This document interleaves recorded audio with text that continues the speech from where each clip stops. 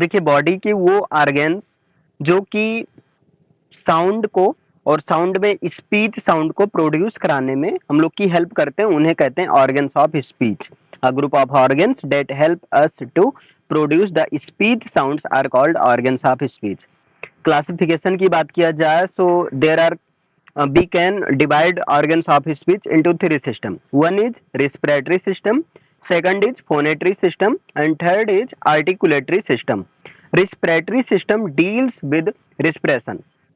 Respiration means the foundation of speech, यानी कि speech के फाउंडेशन का काम करता है, रेस्पिरेशन काम करता है, रेस्पायरेशन काम करता है। Okay, phonatory system deals with phonation. Phonation means generating the sound source.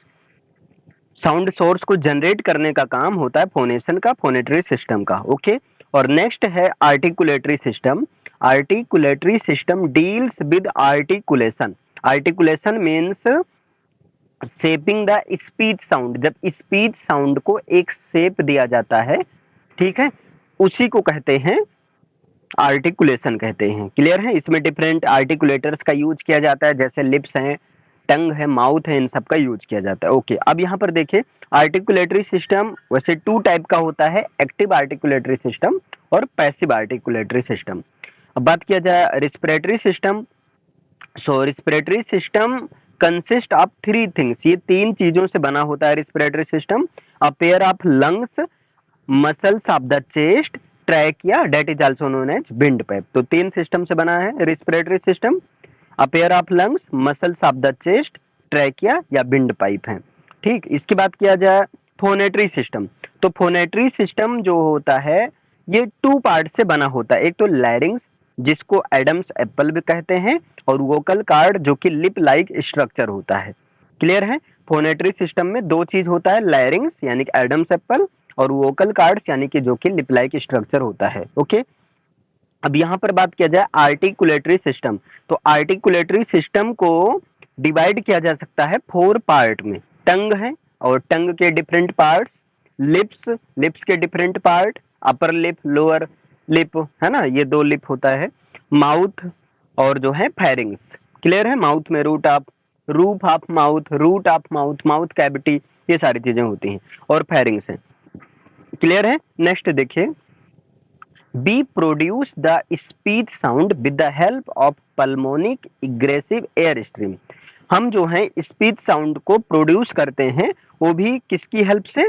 तो पल्मोनिक इग्रेसिव एयर स्ट्रीम की हेल्प से। Means pulmonic egressive air stream comes outside from the lungs. इसका मतलब ये है पल्मोनिक इग्रेसिव एयर स्ट्रीम जो है lungs से बाहर की तरफ आती है।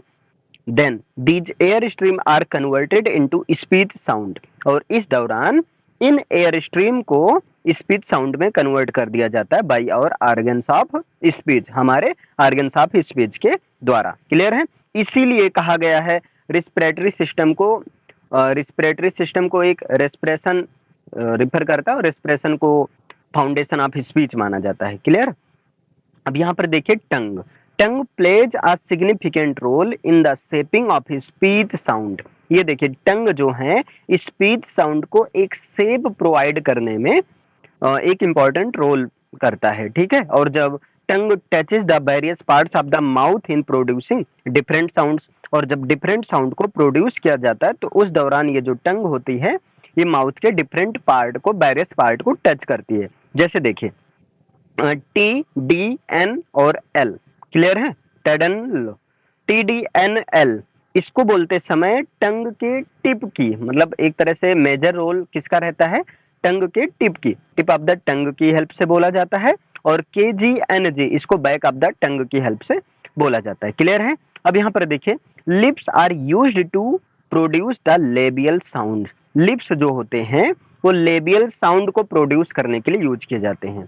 अब लेबियल साउंड्स में आते हैं पी, बी, एम, एफ, भी। लेबियल साउंड्स का मतलब जैसे ऐसे साउंड्स जिनको बोलने के लिए या तो दोनों लिप को बहुत क्लोज लाना पड़े, या जो है दोनों लिप एक दूसरे से टच करें, तो ऐसे इस तरह का जो साउंड होता है वो लेबियल साउंड होता है। कुछ एग्जांपल हैं पी, बी, एम, एफ और भी। अब यहाँ देखिए teeth are involved in the sound of T H. जैसे थिंक और दिस, ये जो टीथ होता है ये साउंड टी एच को बोलने में हेल्प करता है, जैसे थिंक और दिस। क्लियर। इसके बाद यहाँ देखिए, तो इस तरह से जो है ऑर्गन्स ऑफ स्पीच में तो वही दिया गया है एक तरह summary type, by combining the movements and position of these articulators like tongue, lip, teeth, alveolar ridge, soft palate, palate. तो इन सारे आर्टिकुलेटर्स की हेल्प से, आर्टिकुलेटर की पोजीशन, आर्टिकुलेटर के मूवमेंट से ही we can produce different types of speech sound. हम जो है डिफरेंट टाइप के स्पीच साउंड को प्रोड्यूस कर सकते हैं। क्लियर है। तो 11 कैप्सूल्स हैं, एक बार इसको रिवाइज कीजिए ताकि याद हो जाए। 11 में से कम तब भी 4-5 तो याद ही रहना चाहिए। देखिए ऑर्गन्स ऑफ स्पीच, ये क्या होता है, ये बॉडी के ऐसे ऑर्गन्स होते हैं जो कि स्पीच साउंड को प्रोड्यूस करने में हेल्प करते हैं। इसको 3 सिस्टम में डिवाइड किया गया है, रिस्पिरेटरी सिस्टम, फोनेटरी सिस्टम और articulatory system. Respiratory system deals with respiration, respiration means होता है the foundation of speech, speech का फाउंडेशन होता है वो रेस्पायरेशन होता है। Phonatory system deals with phonation, ये फोनेशन से डील करता है। फोनेशन मीन्स होता है generating the sound source, sound source को जनरेट करने का काम फोनेशन होता है। और articulatory system deals with articulation, articulation means speech sound को एक शेप प्रोवाइड करने का काम करता है आर्टिकुलेशन। क्लियर है। अब आर्टिकुलेटरी सिस्टम 2 टाइप का होता है, एक्टिव आर्टिकुलेटरी सिस्टम और passive articulatory system. Respiratory system जो होता है ये 3 थिंग्स से बना होता है, अ pair of lungs, muscles of the chest, trachea या विंड पाइप। ओके। और जो फोनेटरी सिस्टम होता है इसके ये 2 पार्ट होते हैं, लैरिंग्स जिसको एडम्स एप्पल भी कहते हैं और वोकल कार्ड्स जो कि लिप लाइक स्ट्रक्चर होता है। क्लियर है। फिर आर्टिकुलेटरी सिस्टम ये डिफरेंट पार्ट से बना होता है, टंग से, लिप्स से, माउथ से और फेरिंग्स से। We produce the speech sound with the help of pulmonic egressive air stream. हम जो हैं स्पीच साउंड प्रोड्यूस करते हैं वो भी कौन से एयर स्ट्रीम, कौन से एयर फ्लो की हेल्प से, तो उसका नाम है पल्मोनिक इग्रेसिव एयर स्ट्रीम के हेल्प से। इसका मतलब ये है कि पल्मोनिक इग्रेसिव एयर स्ट्रीम ये लंग्स से बाहर की तरफ आता है और इस दौरान इन एयर स्ट्रीम को जो है डिफरेंट ऑर्गन्स ऑफ स्पीच के द्वारा इसको जो स्पीच साउंड में कन्वर्ट कर दिया जाता है। क्लियर है। फिर यहाँ पर है टंग जो है, टंग का मेजर काम क्या है। ठीक है, वैसे टंग का तो काम सबको पता है, लेकिन यहाँ स्पीकिंग के सेंस में टंग का मेजर काम है कि स्पीच साउंड को एक शेप प्रोवाइड कराना। ठीक है, क्योंकि टंग जो है जब बोला जाता है डिफरेंट साउंड्स को प्रोड्यूस करते हैं तो उस दौरान टंग जो है माउथ के डिफरेंट पार्ट्स को टच करती है। जैसे यहाँ TDNL को बोलते समय टिप ऑफ द टंग का हेल्प लिया जाता है, KGNG को बोलते समय बैक ऑफ द टंग का हेल्प लिया जाता है।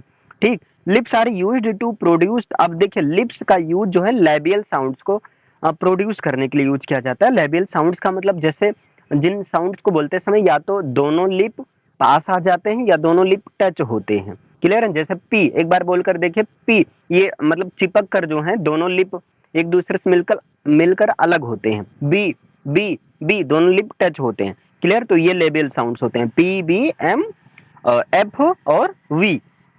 आगे देखिए, teeth are involved in the sound, हाँ टीथ जो है साउंड TH, थिंक थिंक या और दिस, इन सब के साउंड में टीथ का यूज किया जाता है। फिर यहाँ पर देखिए इन सारे आर्टिकुलेटर्स जैसे tongue, lip, teeth, mouth, mouth cavity, alveolar ridge, soft palate, hard palate, है ना, लैरिंग्स, पैरिंग्स, ये जितने भी हैं, क्लियर, इन सबके एक मूवमेंट पोजीशन को ही कंबाइन करके हम लोग जो है डिफरेंट टाइप के स्पीच साउंड को जो है प्रोड्यूस कर सकते हैं, प्रोड्यूस करते हैं। ओके, क्लियर है इतना।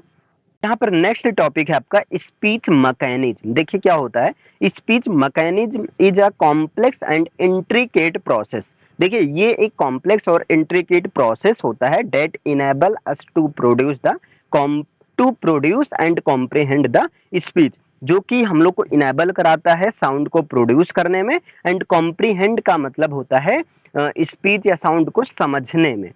ठीक। तो स्पीच मैकेनिज्म एक कॉम्प्लेक्स और इंट्रिकेट प्रोसेस होता है जो साउंड या स्पीच साउंड को या स्पीच को प्रोड्यूस कराने में तो इनेबल बनाता ही है, लेकिन साथ साथ में स्पीच साउंड को समझने के लिए भी एबल बना देता है, कॉम्प्रिहेंड में भी उसको एबल बनाता है। अब स्पीच मैकेनिज्म है 5 सब सिस्टम्स, स्पीच मैकेनिज्म के को 5 सब सिस्टम्स में डिवाइड किया जा सकता है। पहला है respiratory system. Respiratory system deals with respiration, respiration means the foundation of speech, okay. Second है phonatory system, phonatory system deals with phonation, phonation means generating the sound source, okay. Next है आपका resonatory system, resonatory system deals with resonance, resonance means amplifying the sound, sound को amplify करना, clear. और next है articulatory system, articulatory system deals with articulation, articulation means shaping the sound, sound को एक shape provide करना, एक shape देना। Next है regulatory system, regulatory system deals with the regulation of the sound bye brain and nervous system, brain और nervous system की help से जो है साउंड को रेगुलेट किया जाता है, और ये होता है रेगुलेटरी सिस्टम में होता है, क्लियर है इतना। फिर आगे देखिए third point, respiratory systems deals with regulation means foundation, sorry यहाँ पर ये मिस्टेक हुआ है, respiratory system deals with respiration, यहाँ रेगुलेशन नहीं बल्कि रेस्पिरेशन होगा, और रेस्पिरेशन मीन्स होगा फाउंडेशन ऑफ स्पीच, स्पीच का फाउंडेशन रेस्पिरेशन होता है। इसके बाद में यहाँ देखिए speech begins with respiration, speech जो है रेस्पिरेशन से शुरू होता है, इसका मतलब ये है where lungs provide the necessary air flow, मतलब रेस्पिरेशन शुरू होने का मतलब ये है जब स्पीच शुरुआत होता है तो वहां पर लंग्स जो है एक नेसेसरी एयर फ्लो जो कि है पल्मोनिक इग्रेसिव एयर स्ट्रीम, इस चीज को प्रोवाइड कराता है, और बाद में ऑर्गन्स ऑफ स्पीच आर्टिकुलेटर्स इन सब की हेल्प से साउंड को प्रोड्यूस किया जाता है। फिर यहाँ देखिए phonatory system deals with phonation, phonatory system का मतलब होता है phonation, phonation means generating the sound source, sound source को जनरेट करने का काम फोनेशन का होता है।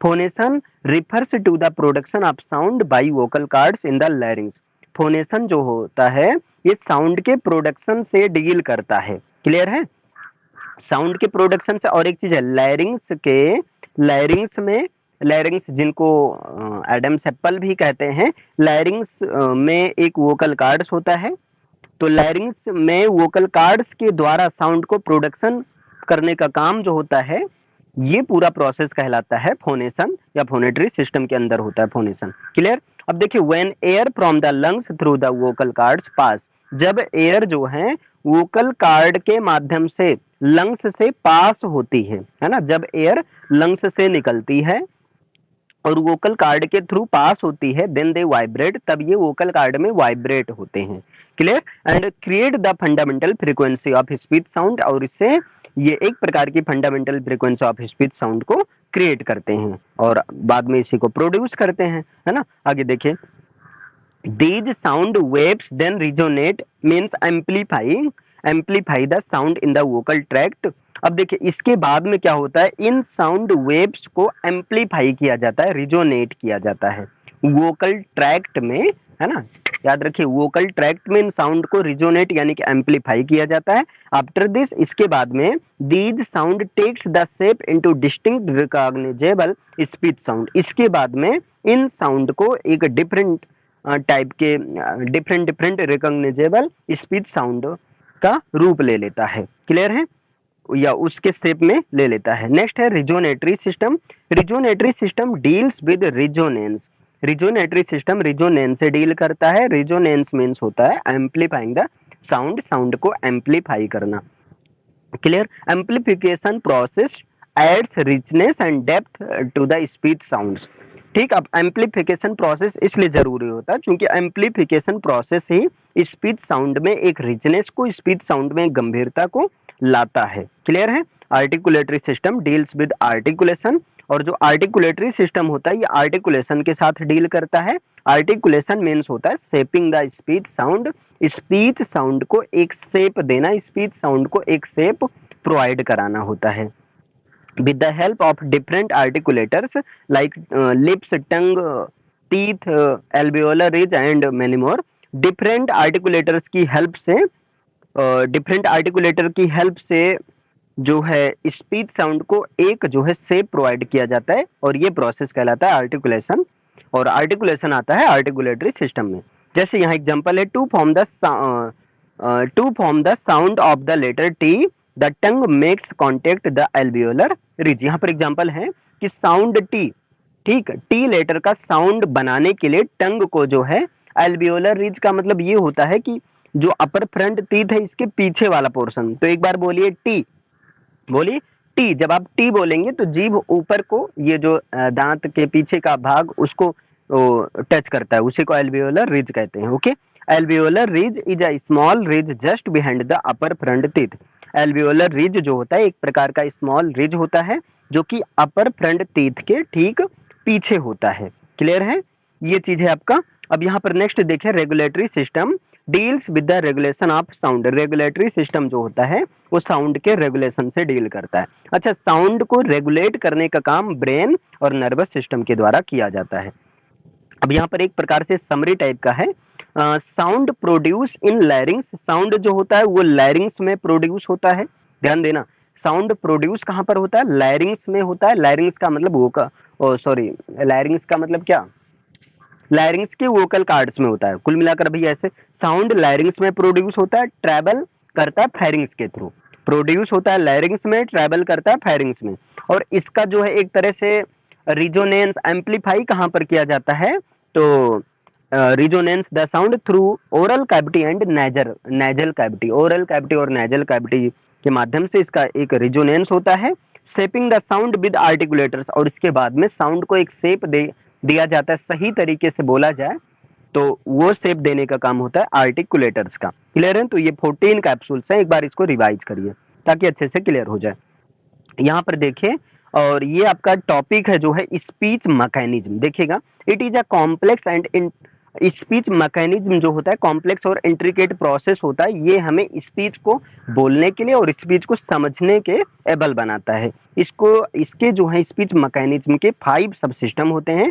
रिस्पिरेटरी सिस्टम, जहाँ पर जो कि डील करता है रेस्पायरेशन के साथ, और रेस्पायरेशन जो होता है वो स्पीच का फाउंडेशन होता है। क्लियर है? फोनेटरी सिस्टम डील करता है फोनेशन से, और फोनेशन मीन्स होता है साउंड सोर्स को जनरेट करना। रिजोनेटरी सिस्टम जो होता है डील्स करता है ये रिजोनेंस से, और रिजोनेंस मीन्स होता है साउंड को एम्पलीफाई करना। क्लियर है? आर्टिकुलेटरी सिस्टम जो होता है ये डील करता है आर्टिकुलेशन के साथ, और आर्टिकुलेशन मीन्स होता है साउंड को एक शेप देना, शेपिंग द साउंड। क्लियर है? और रेगुलेटरी सिस्टम डील करता है रेगुलेशन से, और साउंड का जो रेगुलेशन होता है वो ब्रेन और नर्वस सिस्टम की हेल्प से होता है। ठीक, आगे फिर यहाँ देखें, जो ये जो रिस्पिरेटरी सिस्टम होता है ये डील करता है रिस्पिरेशन से, है ना? रेस्पायरेशन से यहाँ रेगुलेशन नहीं होगा, इसके लिए आई एम वेरी सॉरी। और ये जो रेस्पायरेशन होता है ये फाउंडेशन ऑफ स्पीच होता है। स्पीच बिगिंस विद, स्पीच जो है रेस्पायरेशन से शुरू होता है। मीन्स जो लंग्स होता है, लंग्स ही एक necessary air flow pulmonic aggressive air stream को प्रोवाइड कराता है। क्लियर है? और जो फोनेटरी सिस्टम होता है ये फोनेशन के साथ डील करता है। फोनेशन मीन्स होता है साउंड सोर्स को जनरेट करना। फोनेशन जो होता है ये लैरिंग्स में वोकल कार्ड्स के माध्यम से फोनेशन के द्वारा साउंड का प्रोडक्शन किया जाता है। जब एयर जो है लंग्स से निकलकर वोकल कार्ड के थ्रू पास होती हैं, वोकल कार्ड के थ्रू पास होती हैं, तब ये वाइब्रेट करती हैं, और उसके बाद में एक ये fundamental frequency of speech sound को प्रोड्यूस करती हैं।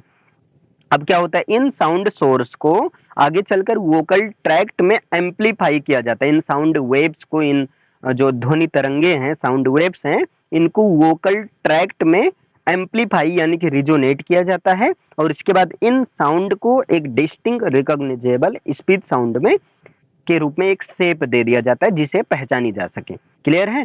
फिर देखिए, रिजोनेटरी सिस्टम जो होता है रिजोनेंस से डील होता है। रिजोनेंस मीन्स होता है साउंड को एम्पलीफाई करना, और एम्पलीफिकेशन प्रोसेस इसलिए जरूरी है क्योंकि स्पीच साउंड में ये रिचनेस को ऐड करता है और स्पीच साउंड को एक डेप्थ देता है। क्लियर है? आर्टिकुलेटरी सिस्टम जो होता है आर्टिकुलेशन से डील करता है। आर्टिकुलेशन का काम होता है स्पीच साउंड को शेप प्रोवाइड करना, एक शेप देना, वो भी किसकी हेल्प से? डिफरेंट आर्टिकुलेटर्स की, जैसे tongue, lips, mouth, teeth, alveolar ridge, इन सब की हेल्प से। क्लियर है? इसके बाद में जैसे यहाँ एग्जांपल है, टी लेटर को प्रोड्यूस करने के लिए हमें क्या करना होता है? टंग जो है एल्वियोलर रिज से कांटेक्ट बनाती है। एल्वियोलर रिज जो होता है it is a just small ridge just behind the upper front teeth. Alveolar ridge जो होता है अपर फ्रंट टीथ के पीछे वाला पोर्शन होता है। इसके बाद में फिर रेगुलेटरी सिस्टम, ये डील करता है साउंड को रेगुलेशन करने का काम करता है, और साउंड को जो रेगुलेट किया जाता है ये ब्रेन और नर्वस सिस्टम की हेल्प से किया जाता है।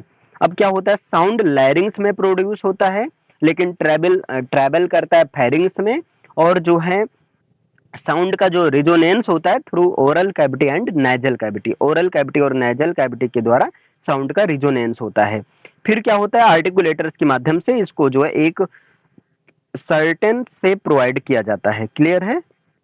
अब देखिए यहाँ पर स्पीच साउंड की बात किया जाए तो पहले ये समझिए इसका बेसिक। देखिए इंग्लिश में ओवरऑल 26 लेटर होते हैं, इनको 2 पार्ट में डिवाइड किया गया है। 5 vowels A E I O U and second 21 consonants.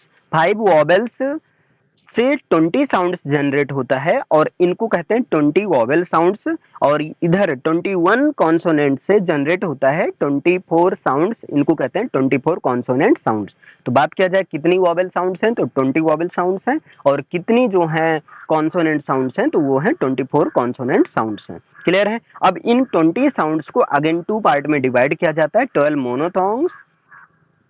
मोनोथोंग्स और जो 8 डिप्थोंग्स। मोनोथोंग्स मीन्स होता है सिंगल साउंड जो जनरेट करते हैं, जैसे यहाँ छोटा आ का सिंबल उल्टा 6 के तरीके से है ब्रदर, ठीक है, और छोटा का सिंबल एक और है उल्टा भी बट में। बड़ा का सिंबल है ए, विसर्ग है जैसे फादर, एग्जाम्पल है अ, ठीक है, जैसे बॉल बॉय, सॉरी बॉय नहीं बल्कि अ जैसे बॉल हो गया। अब इसका सिंबल है ये उल्टा सी। क्लियर है। और विसर्ग, उल्टा सी और विसर्ग है, ठीक है। इसके बाद में अ, ये ओ वाला है, जैसे अलोन में होता है तो ओ के ऊपर बिंदी रख दो या ओ के ऊपर ऐसे लाइन खींच दो। फिर यहाँ छोटी का सिंबल आई, कैपिटल आई। सिप में बड़ी का सिंबल आई, वो भी स्मॉल में आई, विसर्ग होता है, सीप होता है, जैसे एग्जांपल सेप, सीप। ओके। छोटा ऊ का सिंबल है ये ओमेगा, ओम, और इसका एग्जांपल है गुड। क्लियर। फिर आगे देखिए यहाँ बड़ा ऊ का सिंबल है यू और विसर्ग, जैसे एग्जांपल फूड है। ए का सिंबल है ई जैसे पेन, और ए का सिंबल है उल्टा 6 और उसी के साथ में ऐसे मतलब चिपकाते हुए उसके साथ में ई बना दो। क्लियर। ये आई हो गया जैसे मैन। और अर का सिंबल होता है उल्टा 3 या छोटा ऊ कह दो, और उसके बाद में विसर्गीय जैसे फर्स्ट, मतलब वहां पर जहां पर रा का साउंड नहीं किया जाता है। क्लियर है ये चीज। अब यहाँ पर देखिए 8 डिप्थोंग्स हैं, कौन कौन से, औ। तो औ का सिंबल उल्टा 6 और ओमेगा है, जैसे सो, SHOW। एक्चुअली IP के अनुसार इंटरनेशनल फोनेटिक अल्फाबेट के अनुसार इसे सौ बोला जाएगा, ठीक है, जाने रहो, बाकी सो ही बोला जाता है ऐसे नॉर्मल सेंस में। आगे आई का सिंबल होता है ये ए, और जो है आई जैसे एग्जांपल है माई। उआ का सिंबल होगा ये ओमेगा और उल्टा 6 है, जैसे टूरिस्ट नहीं टूरिस्ट। फिर यहाँ आऊ का सिंबल है ये मतलब ए है और इसके बाद ओमेगा है, आऊ जैसे एग्जांपल हो गया हाउ, नाउ। क्लियर। ऑई का सिंबल उल्टा सी है, या सी आगे की तरफ है, हाँ उल्टा सी ही बोलेंगे, उल्टा सी है और आई है जैसे बॉय। ओके। फिर ए का सिंबल है ये उल्टा 6 और आई, जैसे एग्जांपल बेट हो गए। ए का सिंबल है ई और उल्टा 6 है, जैसे हेयर। ओके। ई का सिंबल आई और उल्टा 6, जैसे एग्जांपल हो गया हियर। ओके।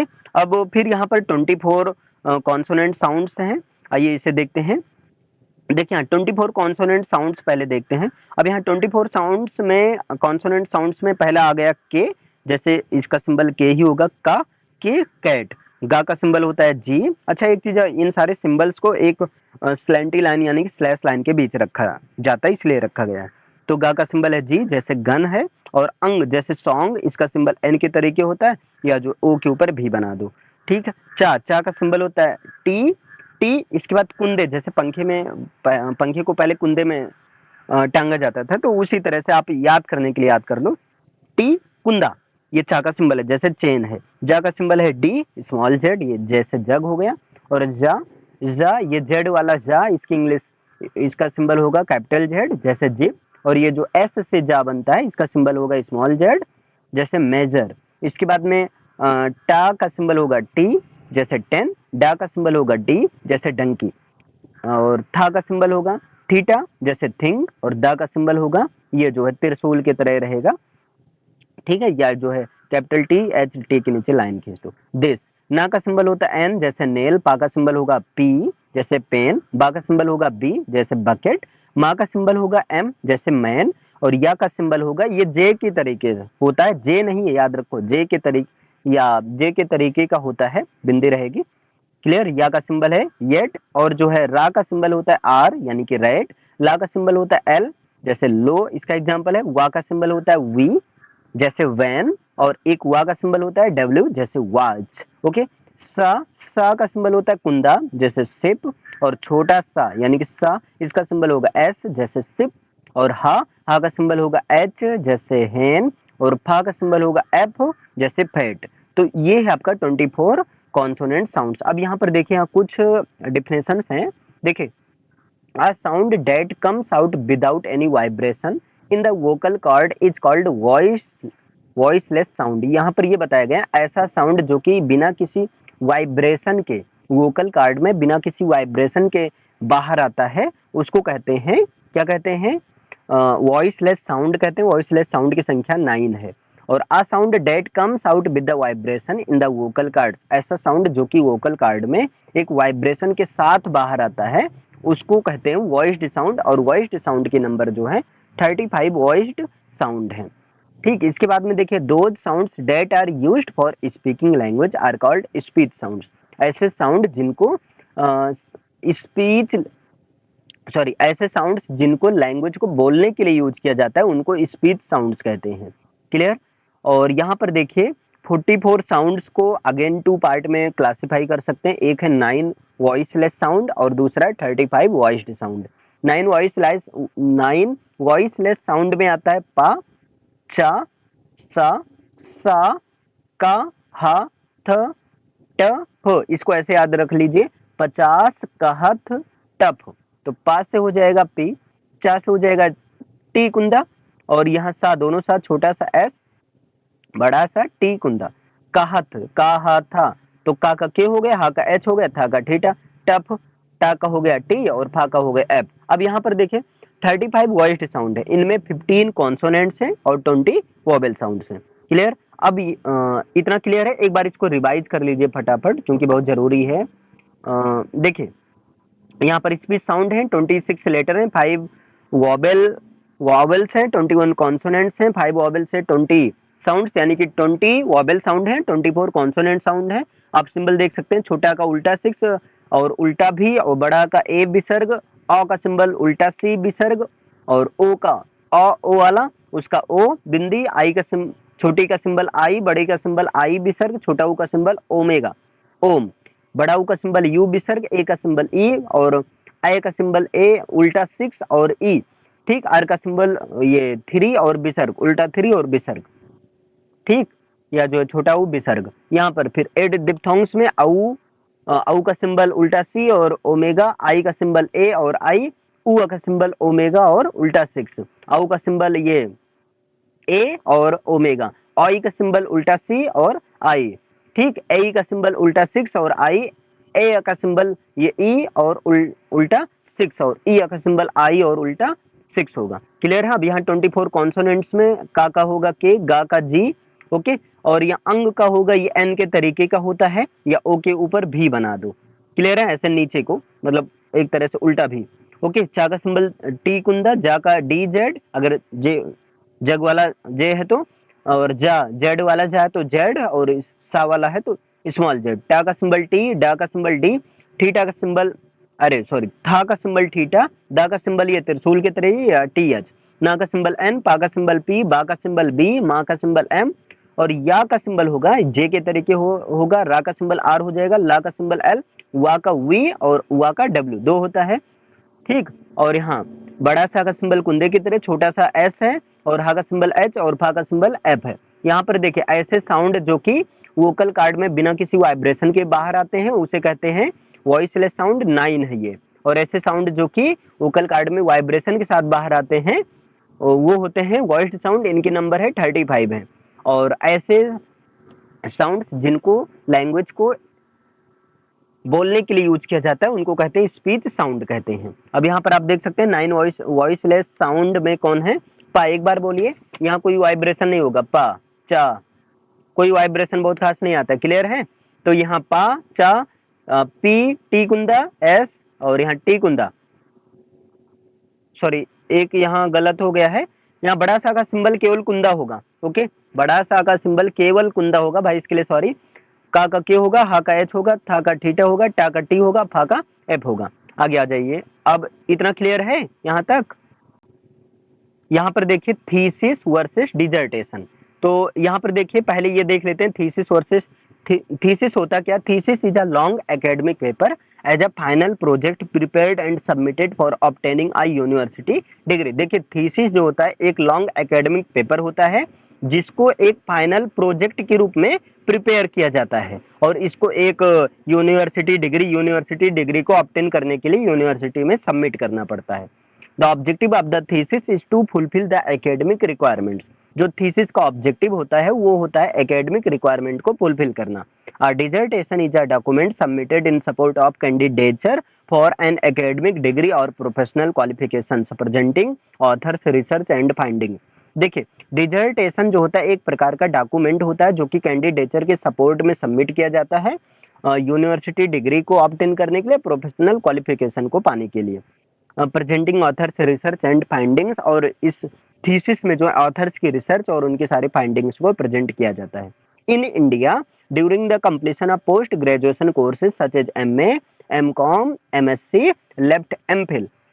देखिए यहाँ पर इंडिया में पोस्ट ग्रेजुएशन कोर्स को कंप्लीट करने के दौरान जैसे एमए, एमकॉम, एमएससी, लेकिन एमफिल को छोड़कर वी नीड टू सबमिट, हमें सबमिट करने की नीड होती है क्या क्या, एक तो डिजर्टेशन और दूसरा project. Project means a working model of N innovation, किसी इनोवेशन का एक वर्किंग मॉडल होता है, ओके। फिर यहाँ पर देखिए dissertation is derived from the Latin word means, Latin word dissertare means to dilate. Dissertation जो होता है ये लैटिन वर्ड डिजर्टेयर से बना है और डिजर्टेयर मीन्स होता है dilate, to dilate, dilate means फैलाना, ओके। ओनली 5 कैप्सूल्स हैं, एक बार रिवाइज इसको कर लीजिए। देखिए थीसिस एक लॉन्ग एकेडमिक पेपर होता है जिसको फाइनल प्रोजेक्ट के रूप में प्रिपेयर किया जाता है और यूनिवर्सिटी डिग्री के लिए सबमिट किया जाता है। इसका जो ऑब्जेक्टिव होता है वो ये होता है एकेडमिक रिक्वायरमेंट को फुलफिल करना होता है, क्लियर है।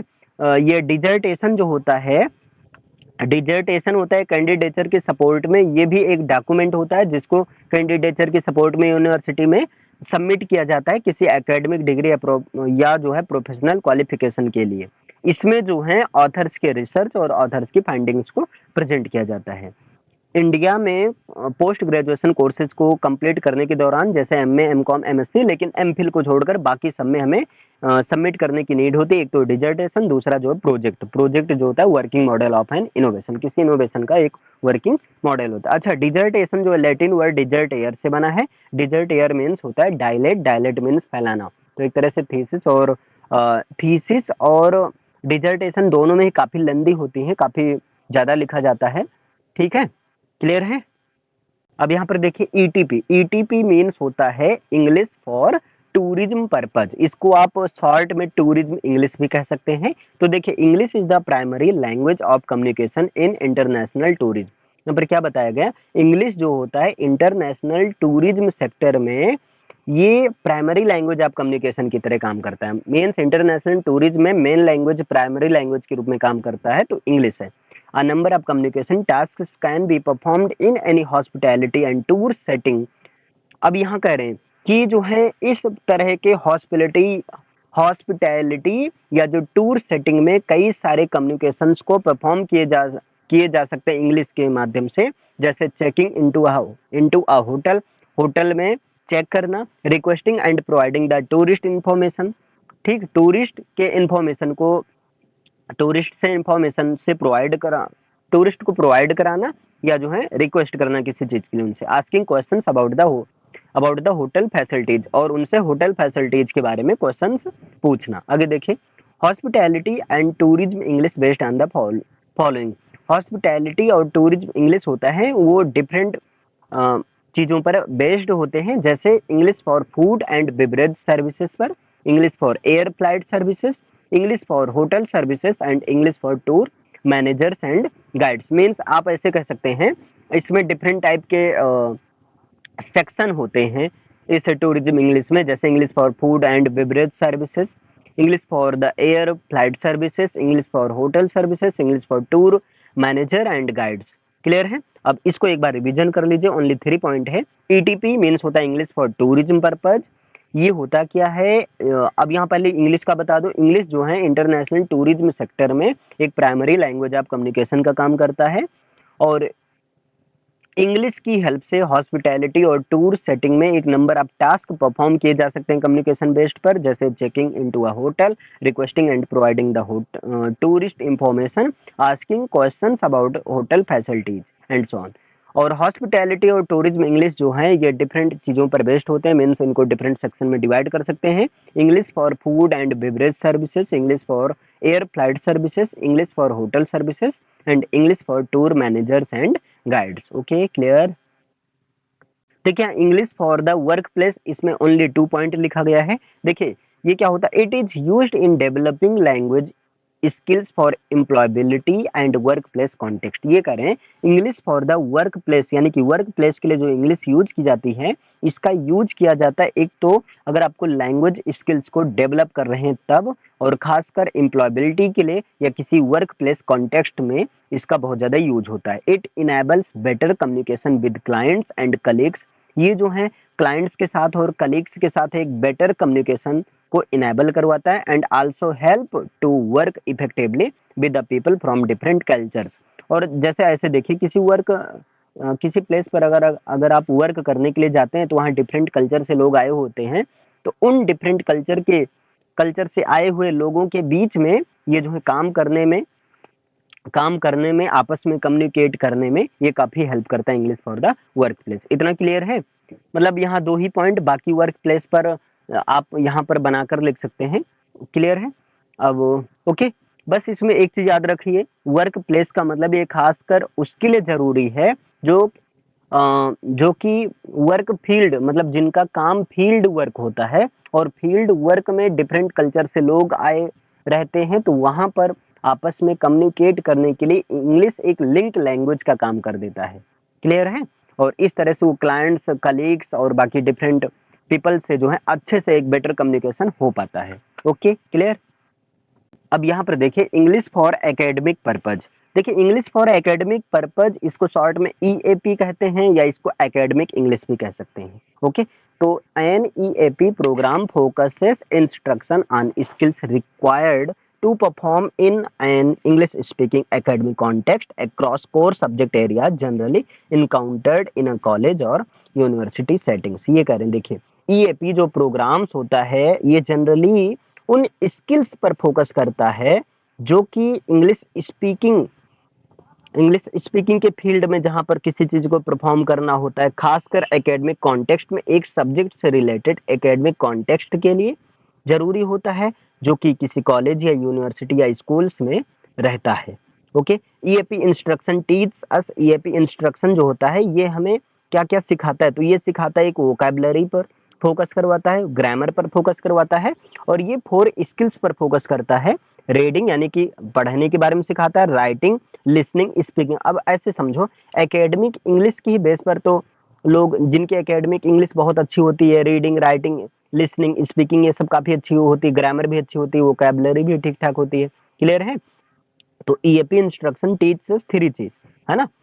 एक तो है वोकैबुलरी, ग्रामर, स्किल्स में 4 स्किल्स, रीडिंग, राइटिंग, लिसनिंग और स्पीकिंग। अब देखिए EAP is also a course found in TAFE in Australia. अब देखिए ऑस्ट्रेलिया में एक टाफे संस्था है, वहां पर इसको एक कोर्स के रूप में माना जाता है। क्लियर? जैसे इंग्लिश स्पीकिंग कोर्स है हम लोग के, वैसे वहाँ ईएपी कोर्स है। टाफे मीन्स होता है technical and further education. Clear है? टेक्निकल एंड फर्दर एजुकेशन ये चीज है, तो एक बार इसको देख लीजिए, रिवाइज कर लीजिए। ईएपी प्रोग्राम जो होता है ये ऐसे ईएपी प्रोग्राम वहां पर इंस्ट्रक्ट किए जाते हैं, खासकर ऐसे स्किल्स के लिए ऐसे स्किल्स के लिए ये फोकस किए जाते हैं जहां पर इंग्लिश स्पीकिंग कोर्स में, यानी कि इंग्लिश के लिए ही फोर्स होता है, इंग्लिश में सारी चीज़ों को परफॉर्म करना होता है एकेडमिक कॉन्टेक्स्ट के सेंस में, जो भी उस कोर सब्जेक्ट से रिलेटेड है, और ये किसी कॉलेज या यूनिवर्सिटी सेटिंग्स में इनकाउंटर्ड होता है। ईएपी इंस्ट्रक्शन जो होता है ये वोकैबुलरी, ग्रामर और स्किल्स पर फोकस करता है। स्किल्स में 4 स्किल्स पर, रीडिंग, राइटिंग, लिसनिंग और स्पीकिंग। ईएपी जो है ये कोर्स है ऑस्ट्रेलिया में टाफे, TAFE, टाफे नाम का एक कोर्स है। और टाफे मीन्स होता है टेक्निकल एंड फर्दर एजुकेशन, वहाँ पर इसको एज अ कोर्स ट्रीटेड किया जाता है। बाकी आप एकेडमिक इंग्लिश के बारे में लिख सकते हैं कि एकेडमिक इंग्लिश में टीचर जो हैं इंग्लिश में कम्युनिकेट करते हैं तो बच्चे समझते हैं, धीरे धीरे धीरे उनकी लिसनिंग हैबिट क्रिएट होती है। क्लियर, गेस्टर पोस्टर से समझते हैं, ये सारे लिखने रहेगी। अभी क्लियर है इतना?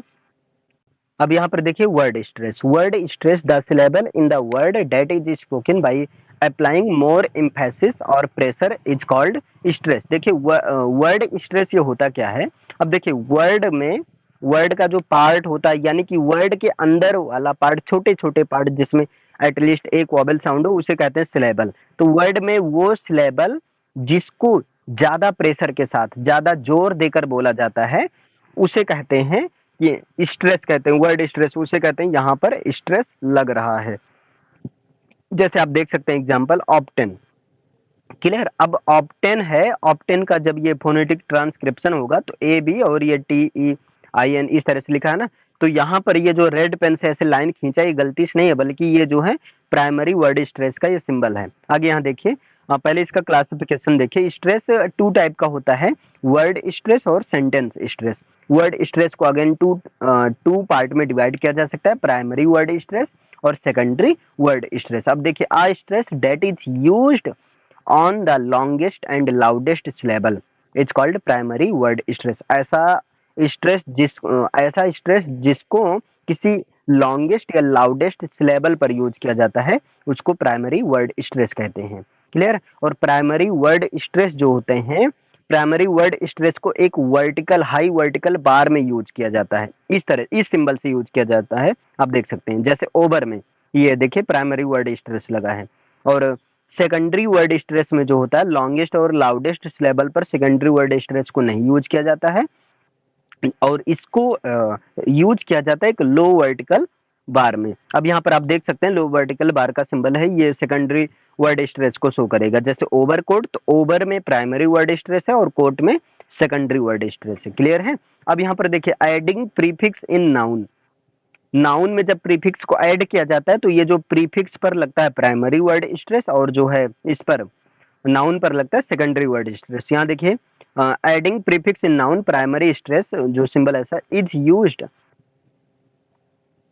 Used and on the base form. यहाँ पर देखिए अब एग्जांपल आउटलुक। आउटलुक में आउट जो है ये प्रीफिक्स है तो आउट पर लगा है प्राइमरी वर्ड स्ट्रेस और लुक पर लगा है secondary word stress. Overcoat में ओवर पर लगा है प्राइमरी वर्ड स्ट्रेस और कोट पर लगा है secondary word stress. Stress is not used with preposition, conjunctions and articles. अब देखिए स्ट्रेस को प्रेपोजिशंस पर, कंजंक्शंस पर और आर्टिकल्स पर यूज नहीं किया जाता है। जैसे नहीं तो पूछे इन पर कौन सा स्ट्रेस होगा, तो इन क्या है प्रेपोजिशन, इस पर कोई स्ट्रेस नहीं होता है, यूज ही नहीं किया जाता है। क्लियर?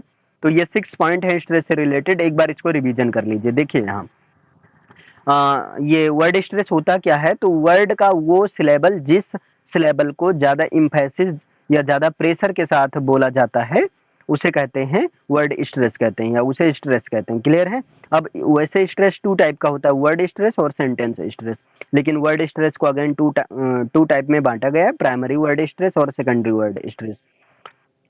अगर ऐसा सिलेबल जिसको लॉन्गेस्ट और लाउडेस्ट सिलेबल पर जो स्ट्रेस यूज किया जाता है उसे प्राइमरी वर्ड स्ट्रेस कहते हैं और जो नहीं यूज किया जाता उसे सेकेंडरी वर्ड स्ट्रेस कहते हैं। जब इन पर नहीं किया जाता है, प्राइमरी वर्ड स्ट्रेस को इस लाइन से vertical bar, high vertical bar से दिखाते हैं जैसे ओवर में, और सेकेंडरी वर्ड स्ट्रेस को लो वर्टिकल बार में जैसे कोट में। तो ओवर कोट, ओवर में ओवर के पहले प्राइमरी वर्ड स्ट्रेस है और कोट के पहले जो है सेकेंडरी वर्ड स्ट्रेस है। फिर यहाँ पर एडिंग प्रीफिक्स इन नाउन। नाउन में अगर प्रीफिक्स ऐड कर रहे हो तो प्रीफिक्स पर प्राइमरी वर्ड स्ट्रेस और जो है नाउन पर सेकेंडरी वर्ड स्ट्रेस लगता है। आप एग्जांपल देख सकते हैं ओवर कोट और ये आउटलुक। आउटलुक में आउट पर प्राइमरी वर्ड स्ट्रेस और लुक पर जो है सेकेंडरी वर्ड स्ट्रेस। बाकी स्ट्रेस जो होता है प्रीपोजिशन, कंजंक्शंस और आर्टिकल्स पर यूज नहीं किया जाता है। क्लियर?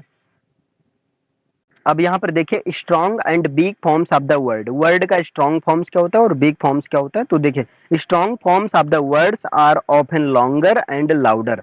जो वर्ड के जो स्ट्रॉन्ग फॉर्म्स होते हैं वो जनरली लॉन्गर होते हैं और लाउडर होते हैं। ठीक है? या ऐसे समझो, ऐसे वर्ड को जिनको लॉन्गर और लाउडर सेंस में बोला जाता है वहां पर स्ट्रॉन्ग फॉर्म्स का यूज होता है, और जिनको फ्लैटर और क्विकर होता है वो बिग फॉर्म्स होता है। तो big forms of the word are flatter and quicker. जैसे एग्जांपल देख लीजिए, डैट। अब डैट का फोनेटिक ट्रांसक्रिप्शन ये होगा, तो डैट, इसको देखिए यहाँ पर आई की मात्रा यूज किया गया है, तो इस तरह से आई का सिंबल भी लगा है, तो ये स्ट्रॉन्ग फॉर्म है। क्लियर है, त्रिशूल की तरह, फिर आई का उल्टा 6 और ई और टी। लेकिन अगर यहाँ पर केवल ई का सिंबल लगाते हो, ए का सिंबल लगाते हो, डेट ऐसे बोलते हो, मतलब नॉर्मल सेंस में उसको जैसे इम्फेसाइज नहीं, जोर नहीं दे रहे हो, तब वो बिग फॉर्म में रहता है। अब यहाँ सेंटेंस के थ्रू देख लीजिए, आई लाइक डैट। जब आप किसी चीज को ऐसे बोलोगे आई लाइक डैट, तो उस डैट पर आप फोकस करोगे। जैसे आप दुकान पर गए, आप दो चार शर्ट, आप किसी चीज को सिंबल करते हो, बता रहे हो, कह रहे हो आई लाइक डैट, मुझे वो पसंद है, यानी कि डैट पर आप फोकस कर रहे हो, तो डैट पर क्या है, स्ट्रॉन्ग फॉर्म है। लेकिन अगर ऐसे बोला जाए I hope that she will come, ठीक, I hope that she will come, तो यहाँ बीच वाला डैट है, इस पर ज्यादा, इसको नॉर्मल कहा गया, तो ये डैट जो है बिग फॉर्म में है। क्लियर है ये। अब यहाँ देखिए, certain well known English words that can be pronounced in two different ways. ये कह रहे हैं इंग्लिश में कुछ ऐसे वेल नोन वर्ड्स होते हैं इंग्लिश के, जिनको टू डिफरेंट वेज से प्रोनाउंस किया जाता है। एक होता है स्ट्रॉन्ग फॉर्म्स में या तो बिग फॉर्म्स में। ये होता है अकॉर्डिंग टू सिचुएशन, मतलब किस सिचुएशन में हम क्या बोलना चाह रहे हैं। अगर जोर देना चाह रहे हैं किसी चीज को, तो वहां पर जो है स्ट्रॉन्ग फॉर्म्स का यूज किया जाएगा। अगर नॉर्मल कहा जा रहा है तो वहां पर बिग फॉर्म्स यूज होगा। क्लियर, तो इसे एक बार रिवीजन कर लीजिए, 3 पॉइंट है।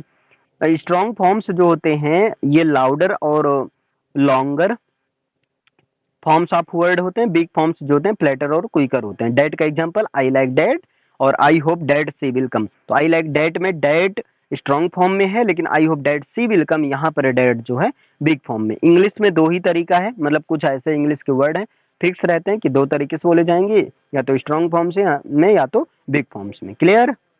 अब यहाँ पर सिलेबल है, आप सिलेबल का देख सकते हैं, फोनेटिक ट्रांसक्रिप्शन। फोनेटिक ट्रांसक्रिप्शन यानी कि आईपीए के अनुसार इसको सिलेबल नहीं बल्कि सिलेबल बोला जाता है।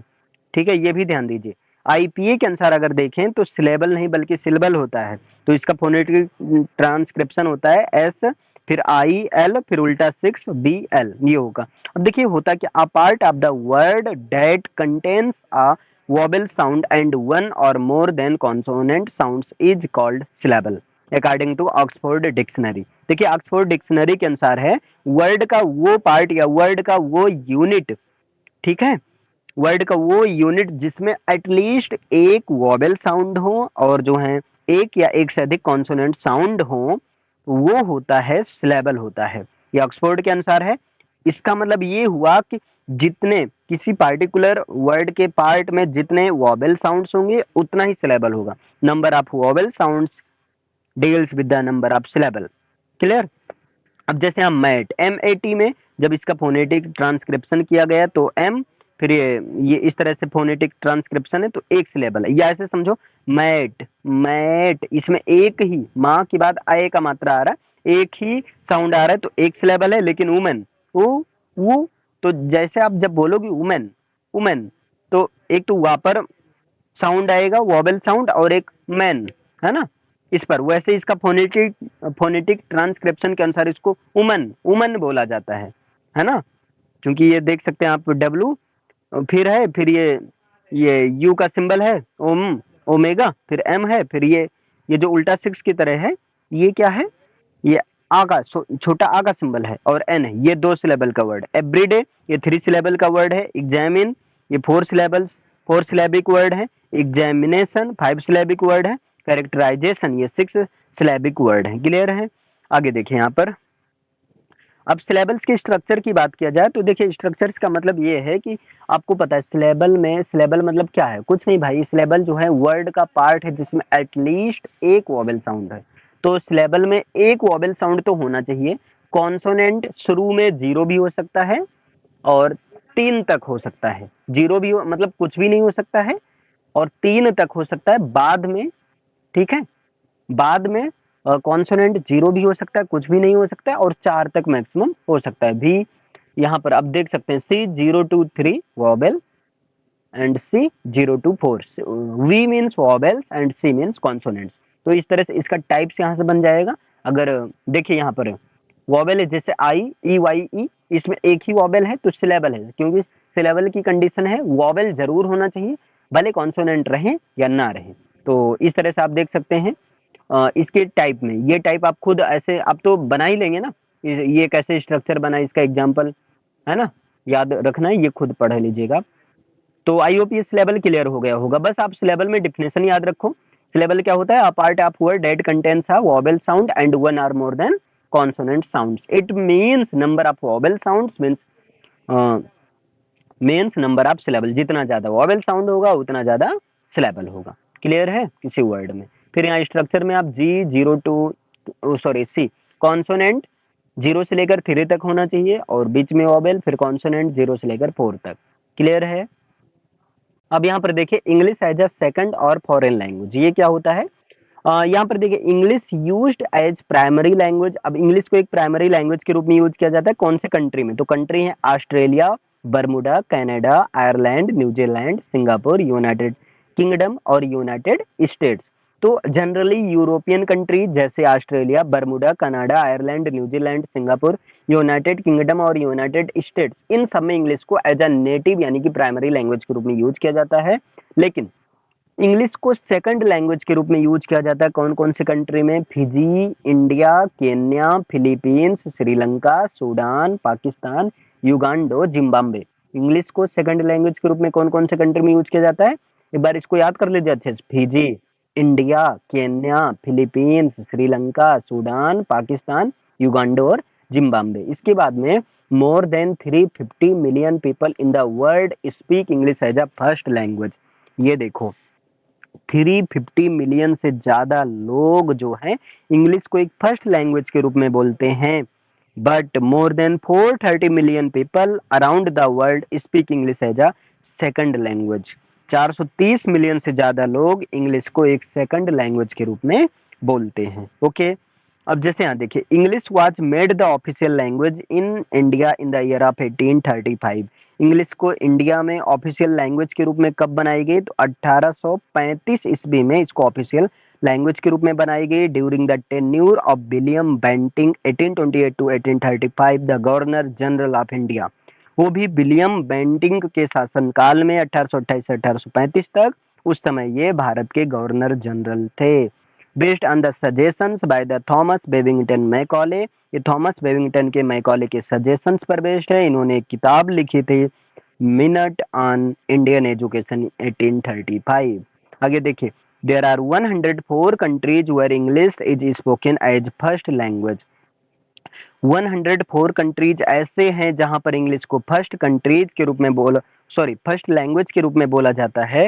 As Hindi is our national language, जैसा कि हिंदी हमारी नेशनल लैंग्वेज है। But in south India Hindi is not spoken, लेकिन साउथ इंडिया में हिंदी को नहीं बोली जाती है। It is spoken in north India only, Hindi को केवल नॉर्थ इंडिया में ही बोला जाता है। Therefore English has become the second language, इसलिए इंग्लिश जो है सेकंड लैंग्वेज के रूप में बदल गया। अब वैसे भी after freedom from Britain main two question aroused us. देखिए ब्रिटेन से फ्रीडम के बाद 2 क्वेश्चन सामने आया था। The status of English, English का क्या स्टेटस होना चाहिए, रिलेशनशिप ऑफ इंग्लिश, और इंग्लिश से क्या रिलेशनशिप होना चाहिए। क्लियर है? एक बार इसको रिवाइज कर लीजिए। हाँ देखिए इसको इंग्लिश जो है कौन से कंट्री में प्राइमरी लैंग्वेज के रूप में बोला जाता है? तो Australia, Bermuda, Canada, Ireland, New Zealand, Singapore, United kingdom, United states और कई सारे देश हैं। इंग्लिश को सेकंड लैंग्वेज के रूप में कौन सा कंट्री बोलता है? तो Fiji, India, Kenya, Philippines, Sri Lanka, Sudan, Pakistan, Uganda और जिम्बाब्वे। 350 मिलियन से ज्यादा लोग इंग्लिश को फर्स्ट लैंग्वेज के रूप में, लेकिन 430 मिलियन से ज्यादा लोग इंग्लिश को सेकंड लैंग्वेज के रूप में बोलते हैं। इंग्लिश को इंडिया में जो है ऑफिशियल लैंग्वेज के रूप में 1835 में बनाई गई। विलियम बेंटिंग के शासनकाल में 1828 से 1835 तक इनका शासनकाल था। उस समय भारत के गवर्नर जनरल थे। ये जो है थॉमस बेबिंगटन मैकॉले के सजेशंस पर बेस्ड है। इन्होंने एक किताब लिखी मिनट ऑन इंडियन एजुकेशन 1835 में। 104 देश हैं जहां पर इंग्लिश को फर्स्ट लैंग्वेज के रूप में बोला जाता है। हिंदी जो है हमारी नेशनल लैंग्वेज है, लेकिन साउथ इंडिया में हिंदी नहीं बोली जाती है, ये केवल नॉर्थ इंडिया में बोली जाती है। इसलिए भी इंग्लिश सेकंड लैंग्वेज बन गई, क्योंकि एक ये लिंक लैंग्वेज की तरह काम करती है। ब्रिटेन से फ्रीडम के बाद 2 क्वेश्चन सामने आया था, स्टेटस ऑफ इंग्लिश और रिलेशनशिप ऑफ इंग्लिश। क्लियर? अब यहाँ पर देखिए फोनेटिक्स, फोनेटिक्स जो होता है study of speech sound, speech sound का स्टडी करना फोनेटिक्स कहलाता है। Phonetics is a branch of linguistics, phonetics जो है लिंग्विस्टिक्स की एक ब्रांच होती है, that focuses on the production and classification of the words speech sound, जो कि वर्ड्स के स्पीच साउंड के क्लासिफिकेशन को और उसको कैसे प्रोड्यूस किया जाए, इन सब पर फोकस करता है। क्लियर है? लिंग्विस्टिक क्या है, तो सॉरी क्या बता रहे हैं, फोनेटिक्स क्या है, phonetics is a branch of linguistic that focuses on the production and classification of the words speech sound, ये वर्ड की स्पीच साउंड के क्लासिफिकेशन और उसके प्रोडक्शन पर फोकस करता है। फादर ऑफ फोनेटिक्स, फोनेटिक्स के फादर कौन हैं, तो डेनियल जोन्स जो हैं फोनेटिक्स के फादर कहलाते हैं। ये जो हैं he was the phonetic professor of University College London, ये यूनिवर्सिटी कॉलेज लंदन के फोनेटिक प्रोफेसर थे। अब देखिए फोनेटिक्स की 3 ब्रांच होती हैं, articulatory phonetics, articulatory phonetics means production of sound. देखिए आर्टिकुलेटरी फोनेटिक्स में हम लोग साउंड के प्रोडक्शन को समझते हैं। सेकंड है एकॉस्टिक फोनेटिक्स, एकॉस्टिक फोनेटिक्स में साउंड के ट्रांसमिशन को समझा जाता है कि साउंड किस तरह से साउंड वेव्स और एयर स्ट्रीम के द्वारा ट्रांसमिट होता है। और ऑडिटरी फोनेटिक्स से जो है, ऑडिटरी फोनेटिक्स जो होता है ये परसेप्शन ऑफ साउंड होता है। परसेप्शन ऑफ साउंड का मतलब ये है कि साउंड को ऑडिटरी नर्व के द्वारा रिसीव करना। ठीक है, ये चीज होता है ऑडिटरी फोनेटिक्स। एक बार रिवाइज कर लीजिए इसको। फोनेटिक्स जो होता है ये लिंग्विस्टिक की एक ऐसी ब्रांच होती है जो कि वर्ड के स्पीच साउंड के क्लासिफिकेशन और प्रोडक्शन पर फोकस करती है। फोनेटिक्स के फादर कहा जाता है, डेनियल जोन्स को फोनेटिक्स का फादर कहा जाता है।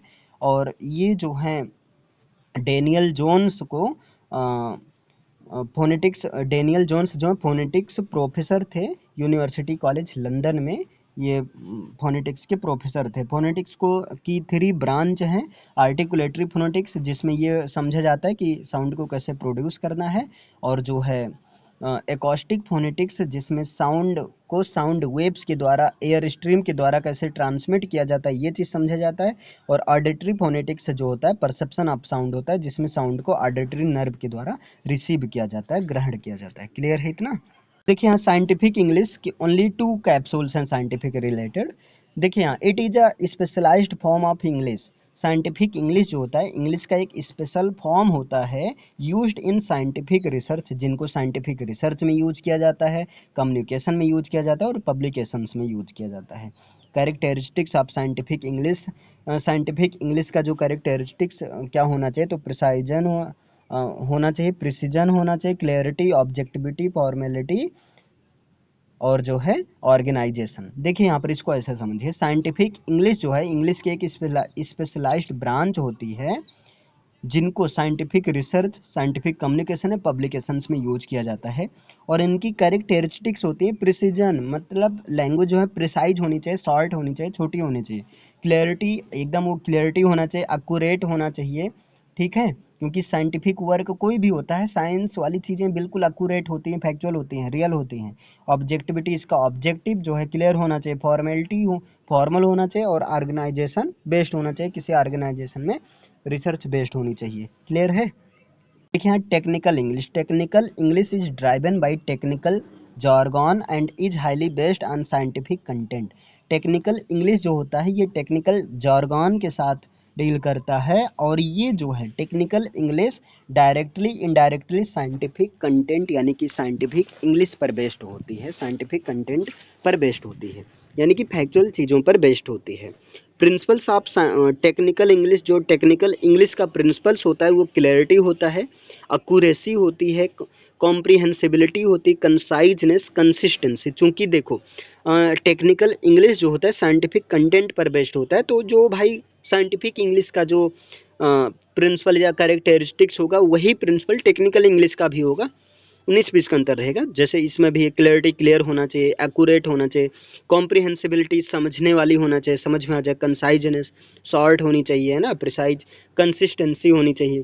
Different types of technical English, technical English के डिफरेंट टाइप्स हैं। अब कौन कौन से हैं तो देखिए यहाँ पर इंजीनियरिंग इंग्लिश, इंजीनियरिंग के फील्ड में टेक्निकल इंग्लिश होती है, कंप्यूटर साइंस में इंफॉर्मेशन टेक्नोलॉजी में, मेडिकल साइंस में साइंटिफिक टेक्नोलॉजी बेस्ड, इन सब में जो है टेक्निकल इंग्लिश या टेक्निकल टर्म, टेक्निकल लैंग्वेज का यूज होता है।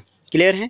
अब यहाँ पर देखिए टेक्निकल इंग्लिश का करेक्टराइजेशन क्या है, तो इसका ऑब्जेक्टिव और इसका टोन जो है ऑब्जेक्टिव और फैक्चुअल होना चाहिए, और इसमें एक प्रकार के स्पेसिफिक टेक्निकल टर्म्स का यूज किया जाना चाहिए। सिंपल वर्ब टेंसेज का यूज प्रेजेंट पास्ट या फ्यूचर का यूज किया जाना चाहिए, और paragraph should contain no more than 6 sentence. Paragraph में 6 से ज़्यादा सेंटेंस नहीं होना चाहिए, यानी कि paragraph should be short, paragraph short होने चाहिए। Sentence should know more then 25 word for descriptive sentence. Sentence में जो है अगर डिस्क्रिप्टिव टाइप का सेंटेंस है तो 25 शब्द से ज़्यादा नहीं होना चाहिए। अगर वो प्रोसीजरल टाइप का सेंटेंस है तो 20 शब्द से ज़्यादा लॉन्ग नहीं होना चाहिए। इसमें जो किसी भी प्रकार के स्लैंग या जार्गन का अवॉइड करना चाहिए। एक्टिव वॉइस प्रेफरेबल है, पैसिव वॉइस अवॉइड करना चाहिए। क्लियर है। सिंपल वर्ब टेंसेस का यूज किया जाना चाहिए, और कई सारे करेक्टराइज हैं। क्लियर है, इतना क्लियर। अब यहाँ पर इसको एक बार रिवाइज कर लीजिए, ठीक। हाँ, इसको एक बार रिवाइज कर लीजिए। टेक्निकल इंग्लिश, हाँ टेक्निकल इंग्लिश क्या होता है, टेक्निकल इंग्लिश जो होता है ये क्या होता है, ये टेक्निकल जार्गन के द्वारा चलता है और साइंटिफिक कंटेंट पर बेस्ड होता है। और टेक्निकल इंग्लिश का जो प्रिंसिपल्स होना चाहिए, क्लैरिटी, एक्यूरेसी, कॉम्प्रिहेंसिबिलिटी, कंसाइजनेस, कंसिस्टेंसी, ठीक। और ये जो इसका टेक्निकल इंग्लिश के डिफरेंट टाइप्स हैं वो है engineering English, computer science and information technology based English, medical English, scientific technology based English. इसके कैरेक्टरिस्टिक्स हैं, अब इसका टोन ऑब्जेक्टिव फैक्चुअल होना चाहिए, साइंटिफिक और टेक्निकल टर्म्स का यूज होना चाहिए, सिंपल वर्ब टेंसेज का पैराग्राफ छोटा होना चाहिए, 6 से सेंटेंस ज़्यादा नहीं होना चाहिए। सेंटेंस में अगर डिस्क्रिप्टिव टाइप का सेंटेंस है तो 25 शब्द से ज़्यादा नहीं होना चाहिए। प्रोसीजरल टाइप का सेंटेंस है तो 20 से ज़्यादा नहीं होना चाहिए। स्लैंग या जार्गन का अवॉइड करना चाहिए। एक्टिव वॉइस प्रेफरेबल है, पैसिव वॉइस को अवॉइड करना चाहिए। सिंपल टेंसेज का यूज करना चाहिए, प्रेजेंट, पास्ट या फ्यूचर का। क्लियर। देखिए इंटोनेशन होता क्या है, specially used in spoken English. देखिए इंटोनेशन जो होता है ये स्पेशली जो है स्पोकन इंग्लिश में यूज किया जाता है। फॉर एक्सप्रेसिंग द क्वेश्चंस को एक्सप्रेस करने के लिए इंटोनेशन का यूज किया जाता है। Rising and falling in the pitch of the voice for expressing the tone of questions is called intonation. देखिए एक तरह से वॉइस के पिच में जो राइज होता है, जो उतार चढ़ाव होता है, ठीक है, बोलते समय वॉइस के पिच में जो उतार चढ़ाव होता है, और इससे एक टोन पता चलता है कि उस सेंटेंस को किस टोन में बोला जा रहा है, तो इस प्रोसेस को कहते हैं process of rising and falling in the pitch of voice for expressing the tone of sentences and command and many more, this is called intonation. Clear है। It is used also for giving different meanings. इसको जो है different meaning के लिए, यानी कि किसी चीज को एक टोन पर डिपेंड करता है। जैसे एक नॉर्मल से नॉर्मल सेंटेंस को अगर कोई एक अजीब से टोन में, क्वेश्चन के टोन में बोल दे रहा है तो आपको लगेगा हाँ क्वेश्चन पूछ। अगर उसी टोन को कभी होता है ना, लोग कहते हैं अरे अपने बोलने का टोन देखो, गुस्से के टोन में तुम बोले हो, हमसे नाराज हो, ऐसे कई सारी चीजें होती हैं। टोन बहुत मायने रखता है, तो वही यहाँ बताया गया है। आगे देखिए, there are different types of intonation. Intonation different type का होता है। पहला है falling intonation, rising intonation, falling rising intonation और राइजिंग फॉलिंग इंटोनेशन। तो इंटोनेशन ओवरऑल 4 टाइप का होता है। Falling intonation, rising intonation, falling rising intonation और rising falling intonation. Falling intonation जो होता है इसमें pitch falls towards the end of the sentence. Falling intonation में जब सेंटेंस की एंडिंग होती है तो उस दौरान जो पिच ऑफ द साउंड होता है, जो पिच होता है, जो टोन होता है, वो फॉल होता है, एक तरह से गिरता है ना, उतार होता है। It indicates the completion of sentence, और ये सेंटेंस को एक कंप्लीट करता है, सेंटेंस के कंप्लीशन को शो करता है। जैसे देखिए एग्जांपल यहाँ पर लिखा है, आई विल डू इट। अब देखिए I will do it, do जैसे पहले खींचा गया, I will do it last में, ठीक है। तो statement gives falling sound at last में फॉलिंग साउंड दे रहा है। लेकिन राइजिंग इंटोनेशन पहले समझते हैं। जैसे pitch rises towards the end of the sentence, जब सेंटेंस के एंड में जो है पिच राइज हो रहा हो, और ये स्पेशली होता है यस या नो टाइप के क्वेश्चंस में, या जहाँ कंफर्मेशन करना हो। जैसे मान लो मुझे तुमसे कंफर्मेशन करना है, समझ में आ रहा है ना, समझ में आ रहा है ना, समझ में आ रहा है ना, ये चीज अगर इसको इंग्लिश में बोले are you getting my point, तो लोग लास्ट में इजंट इट, इजंट इट, तो इजंट इट ये वाला है। तो यहाँ जैसे क्वेश्चन देखिए, will you do it, will you do it, इसका मतलब जैसे क्या तुम करोगे या क्या तुम करोगे, तो लास्ट में थोड़ा एक राइज का sense, will you do it, question का एक टोन आ गया। तो देखिए this statement of question gives rising sound at last, ये हुआ। अब देखिए यहाँ पर I mean what the heck, right. अब देखो यहाँ इस तरह से लोग बोलते हैं, खासकर आप मतलब इसको देखो। अच्छा एक चीज और समझो, सेंटेंस को जिन पार्ट में डिवाइड किया जाता है उसको चंक्स बोला जाता है, सेपरेट चंक्स। तो इसके 3 चंक है, I mean what the heck, right. देखो आई मीन मेरा मतलब व्हाट द हेक क्या बजो, ओ सॉरी व्हाट द हेक क्या बकवास है, राइट, ठीक, इस तरह से। अब तुम कहता है राइट, इस तरह से, ओके, ऑल राइट, इस तरह से जो होता है। तो यहाँ पर देख आई मीन, आई मीन, तो आई मीन वॉइस फॉल हो रही, what the heck, what the heck, what the heck. तो यहाँ पर ऐसे बोलने से पता चल रहा है हाँ थोड़ा सा राइज, यहाँ वॉइस राइज हो रही, राइट, राइट। देखिए अब इसी को राइट ऐसे, राइट ऐसे रोते हुए बोल दो तो पता ही नहीं चलेगा क्या बोल रहा है, लेकिन इसको थोड़ा ऐसे एक्साइटेड में क्वेश्चन के टोन में राइट, तो अगले को लगता है हाँ हाँ ये कंफर्मेशन करना चाह रहा है, तो यहाँ राइज हो रहा है, क्लियर है। तो ये हो गया आपका। आगे देखिए यहाँ falling rising intonation, falling rising intonation नाम से क्लियर है, पहले फॉल होगा, ठीक है। तो pitch of the voice falls initially, ये शुरुआत में फॉल्स होती है, यानी कि उतार होता है वॉइस में, then rises towards the end, और उसके बाद धीरे धीरे चढ़ाव होता है। जैसे where are you going, where are you going, अब शुरुआत में ऐसे थोड़े वेयर आर यू गोइंग, ऐसा नहीं होता है, मतलब where are you going, where मतलब शुरुआत में जैसे ऐसे फॉल, फिर धीरे धीरे धीरे धीरे राइज कर दो, वेयर आर यू गोइंग, इस तरह से।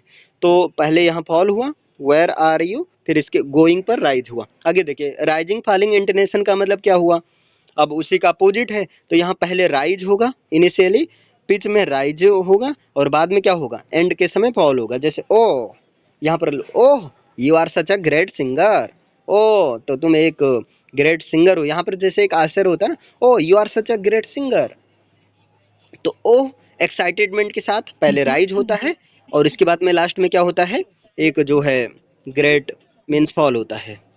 चलिए एक बार अब इसको रिवाइज कर लीजिए, इंटोनेशन समझ में आ गया। देखिए इंटोनेशन जो होता है स्पेशली जो स्पोकन इंग्लिश में यूज होता है, क्वेश्चन को जब क्वेश्चन या कमांड या कोई चीज़ कन्फर्मेशन करना हो, एक तरह से टोन सेंटेंस का मीनिंग चेंज करना हो, तब इंटोनेशन का यूज किया जाता है। ओके, इसका करेक्ट प्रोनाउंस होता है, इंटोनेशन होता है आईपीए के अनुसार, इंटरनेशनल फोनेटिक अल्फाबेटिकल अनुसार, बाकी आप इंटोनेशन कुछ भी बोल सकते हैं। देखिए ये जो है क्वेश्चंस के टोन को एक्सप्रेस करने के लिए, कमांड को एक्सप्रेस करने के लिए, स्टेटमेंट को एक्सप्रेस करने के लिए, इन सबको एक्सप्रेस करने के लिए जो वॉइस के पिच में जो राइजिंग या फॉल होता है, इसी को कहा जाता है, इसी को कहते हैं इंटोनेशन कहते हैं।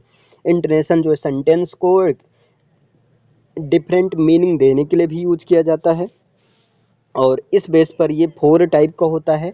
मतलब इंटोनेशन का मतलब उतार चढ़ाव, या तो जो है फॉलिंग, फॉलिंग इंटोनेशन का मतलब ऐसे समझ लो जब किसी चीज़ को बोलते समय मतलब उतार हो, ठीक, फॉलिंग का मतलब गिरना, ठीक है, जब सेंटेंस के लास्ट में ऐसे पहले शुरुआत में एक्साइटेड, लेकिन फिर धीरे धीरे वो क्या हो, एंड हो, मतलब थोड़ा उतार हो।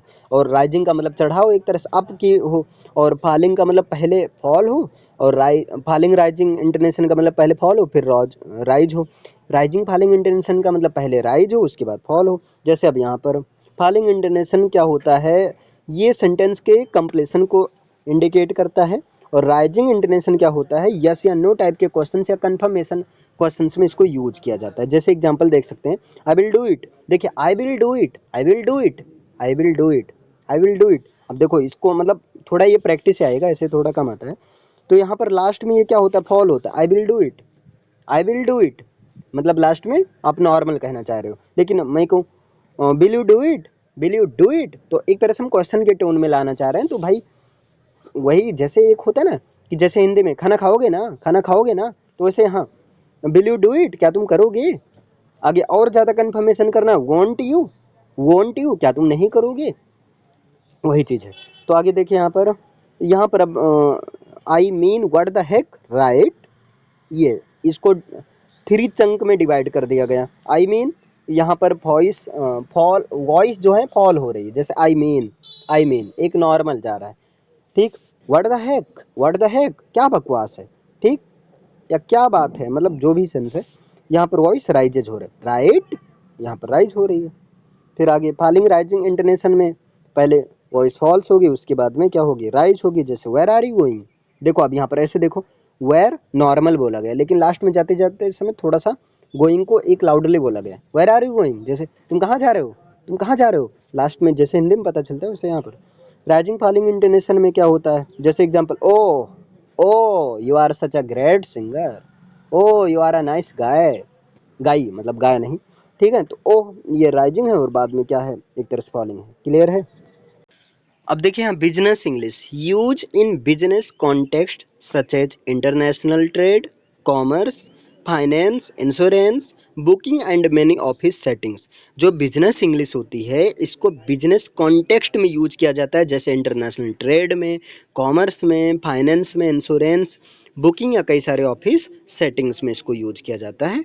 The level of business English is C1। देखिए यहाँ पर जो बिजनेस इंग्लिश का लेवल होता है वो C1 लेवल होता है। अब ये C1 लेवल क्या है, देखो किसी भी लैंग्वेज पर अगर कमांड पाना है तो किसी भी लैंग्वेज पर कमांड पाने के लिए 6 लेवल लैंग्वेज स्किल्स होती हैं। यहाँ पर देखिए 6 language proficiency levels for measuring business English skills.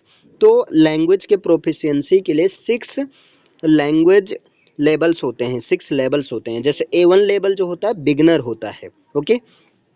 A2 level जो होता है, लेबर नहीं भाई, A1 लेवल बिगनर होता है, A2 लेवल एलिमेंट्री होता है, B1 लेवल जो है इंटरमीडिएट होता है, B2 लेवल जो है अपर इंटरमीडिएट होता है, C1 लेवल जो है एडवांस्ड होता है और C2 लेवल जो है प्रोफिशिएंट होता है।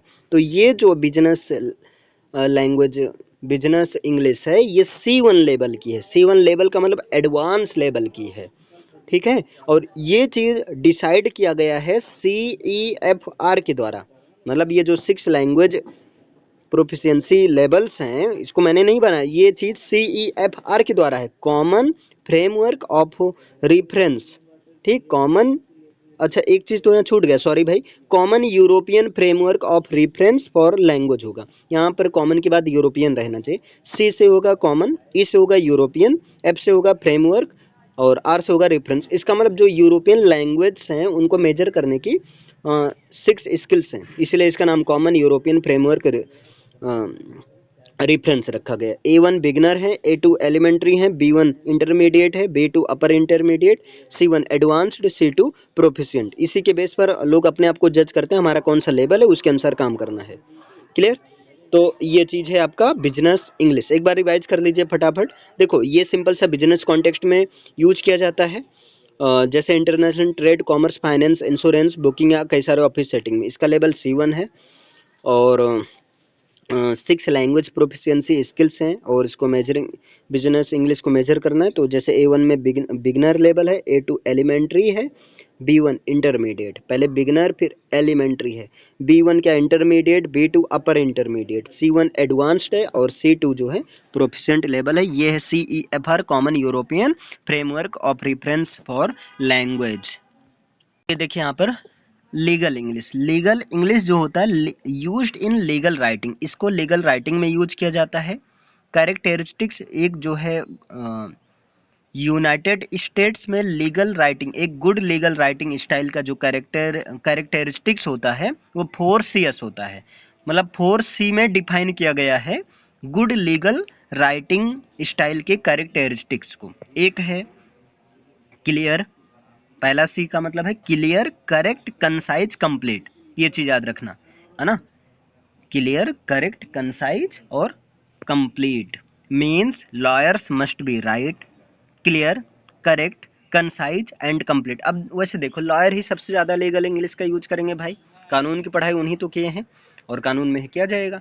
तो लॉयर्स को क्लियर, करेक्ट, कंसाइज और कंप्लीट लिखना चाहिए। Documents that contain legal English, document जो कि लीगल इंग्लिश कंटेन करते हैं वो कौन कौन से डॉक्यूमेंट हैं, वो हैं लीगल डॉक्यूमेंट्स में जैसे कॉन्ट्रैक्ट्स, लाइसेंसेज, ठीक है। कोर्ट प्लीडिंग्स में आते हैं समन्स, ब्रीफ्स, जजमेंट्स आते हैं। लॉज में जैसे केस रिपोर्ट करना हो, पार्लियामेंट का एक्ट्स हो या कोई भी एक्ट्स हो, उन सब में लीगल इंग्लिश। लीगल करेस्पॉन्डेंस में जैसे सीज में या कोई डिजिट लेटर्स देना हो, इन सब में लीगल इंग्लिश का यूज होता है। आगे, legal language is a formalised language based on a logic rules. देखिए, लीगल लैंग्वेज एक फॉर्मलाइज्ड, एक ये फॉर्मल लैंग्वेज मानी जाती है, ठीक है, जो कि लॉजिक पर, रूल्स पर बेस्ड होती है, which differs from the ordinary natural language. और ये जो लीगल इंग्लिश एक इंग्लिश की अलग यूनिट इसलिए बन गई क्योंकि ये जो है ऑर्डिनरी नेचुरल लैंग्वेज से डिफर है, क्योंकि लीगल इंग्लिश बेस्ड होती है लॉजिक रूल्स पर और ये फॉर्मल लैंग्वेज मानी जाती है। क्लियर है? तो ये चीज़ है, चलिए इसे रिवाइज कर लीजिए। लीगल इंग्लिश क्या होता है? लीगल राइटिंग में यूज की जाने वाली English legal English. Legal English की गुड कैरेक्टरिस्टिक्स क्या है? Good quality of legal English के लिए क्या फीचर्स होना चाहिए? तो 4, क्लियर, करेक्ट, कंसाइज और कंप्लीट। ये खासकर यूएस में इसको बहुत ज़्यादा स्ट्रिक्टली फॉलो किया जाता है। Lawyers must be right, clear, correct, concise and complete. और डॉक्यूमेंट, कौन कौन से डॉक्यूमेंट जो कि लीगल इंग्लिश को कंटेन करते हैं? Legal document, contract, licences, court pleading, summons, briefs, judgments हैं। लॉज में केस रिपोर्ट, एक्ट्स कोई भी हुआ। लीगल राइटिंग्स में सीज, डिजिट लेटर्स, है ना। लीगल लैंग्वेज को एक फॉर्मलाइज्ड लैंग्वेज के रूप में माना जाता है जो कि लॉजिक रूल पर बेस्ड होते हैं और जो कि ऑर्डिनरी नेचुरल लैंग्वेज से डिफर होती है। क्लियर? फोनीम क्या होता है? देखिए, a phoneme is a minimum unit of sound. Sound का जो मिनिमम यूनिट होता है वो फोनीम होता है। देखिए यहाँ पर अब लीगल इंग्लिश, सॉरी, देखिए phoneme is a minimum unit of sound. Phoneme जो होता है साउंड का एक मिनिमम यूनिट होता है।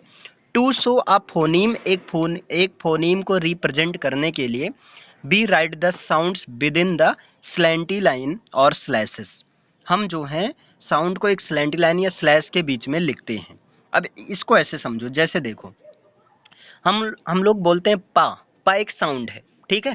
पा जो है साउंड, ये जो रफली बोला जा रहा है ये फोन है। ये क्या? चूंकि फोन का भी मतलब होता है साउंड, लेकिन उसको अगर एक सिंबलाइज के फॉर्म में लिख दूं तो वो साउंड यानी कि फोनीम बन जाता है। जैसे पी एक लेटर है, लेकिन यहाँ जो पी स्लैश लाइन के बीच है ये साउंड, एक्चुअली साउंड नहीं है, ये फोनीम है। ठीक, यहाँ गलती से लिख गया है साउंड, ये एक फोनीम है। ठीक है, हाँ, साउंड का ही मिनिमम यूनिट है। तो ऐसे समझो फोनीम और साउंड दोनों ऑलमोस्ट सिमिलर है, बस 19-20 के अंतर है। नोट, देखिए, if we add aspiration H. अब यहाँ पर ये चीज ध्यान से देखो, बहुत जरूरी है। If we add aspiration H, अगर हम एच ऐड कर देते हैं टू सम फोनीम, कुछ फोनीम में अगर हम एच ऐड कर देते हैं, स्पेशली के, पी और टी में अगर एच ऐड कर देते हैं, तब जो बनता है उसे कहते हैं एलोफोन। मतलब वो भी एक तरह का फोनीम है, लेकिन वो एक्चुअल में एलोफोन है। जैसे टी एच, टी एच ये जो है ये जो है फोनीम नहीं है। टी एच कोई साउंड नहीं है। आप देख लीजिए 44 साउंड है, 44 साउंड में टी एच नहीं मिलेगा। ठीक है, आप कहोगे नहीं टी एच था का साउंड है, नहीं, था का साउंड होता है, थीटा होता है। तो टी एच क्या है? एलोफोन है। क्लियर है? टी एच क्या है? एलोफोन है। चलिए एक बार फिर से देखिए, फोनीम क्या होता है?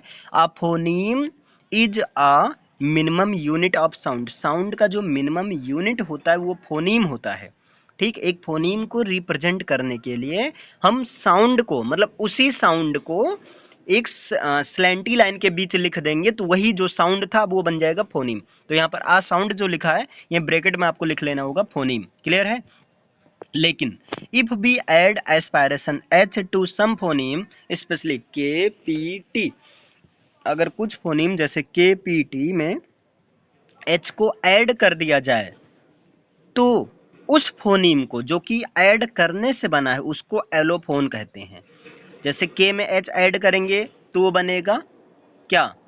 के एच से अगर वैसे जाया जाए तो खा बनता है एक तरह से, समझ रहे हैं ना। पी एच में फा बनता है, मतलब हिंदी वाला फा। टी एच से क्या बन जाएगा? था बन जाएगा। ठीक है, तो ये जो बनता है टी एच, ये एलोफोन है। ठीक, अब देखिए यहाँ पर फोनीम, फोन, एलोफोन, इन तीनों में डिफरेंस देख लीजिए। देखिए यहाँ पर एक ही फोनीम लिया गया। देखिए दीज का मतलब जो दिए गए हैं, these are all phones of the phoneme A. यहाँ देखिए फोनीम ए, ये फोनीम ए का सिंबल होगा, ये ए नहीं उल्टा 6 और ई है, ये थोड़ा सा मतलब सही नहीं बना है, समझ लीजिएगा, मैं बोल रहा हूँ ना, उल्टा 6 और ई, ये ए का सिंबल है। और ए में देखिए, जैसे देखिए ए, अगर इसको लॉन्ग फॉर्म में बोल रहे हैं, ठीक, और इसको ए शॉर्ट फॉर्म में, और इसको एक नॉर्मलाइजेशन में बोला जा रहा है, 3 तरीके से। तो ये 3 फोन हैं और ये जो सिंबल के फॉर्म में लिखे गए हैं, ठीक है, इस तरह से ये हो जाएगा एलोफोन, चूंकि लॉन्ग शॉर्ट ये चीज़ है। बाकी मेन तो यही है ना। आगे देखिए यहाँ सिलेबल तो अलग से बता ही दिया गया है। आप देख सकते हैं any of the unit into which the word is divided containing a vowel and one or more than consonant sound. अरे वही चीज़ है भाई, मतलब वर्ड का वो पार्ट जिसमें वर्ड को डिवाइड किया जाता है और जिसमें एटलीस्ट एक वोवेल हो, एक वोवेल साउंड रहता है, और जो है एक या एक से अधिक कॉन्सोनेंट साउंड होता है, तो वो क्या होता है आपका, क्या होता है, सिलेबल होता है। और क्या होता है, और सिलेबल यहाँ part of the word that contains vowel, या अदर तरीके से इसको डिफाइन कर सकते हैं, वर्ड का वो पार्ट जो एटलीस्ट एक वोवेल कंटेन करता हो और एक या एक से अधिक कॉन्सोनेंट साउंड। और एक चीज़ और देखो, सिलेबल जो होता है फोनीम की हायर लेवल होती है, ठीक।